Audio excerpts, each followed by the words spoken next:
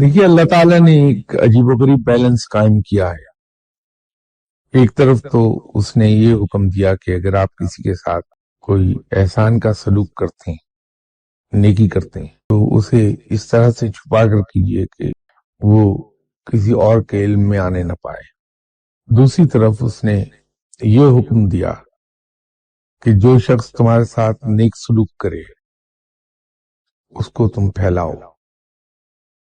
آپ اپنے طور پر دوسروں کے ساتھ بھلائی اور احسان کا سلوک اس انداز میں کریں، میں محاورتاً کہہ رہا ہوں کہ خود آپ کو نہ پتہ چلنے پائے کہ آپ نے کسی سے کوئی نیک سلوک کیا ہے۔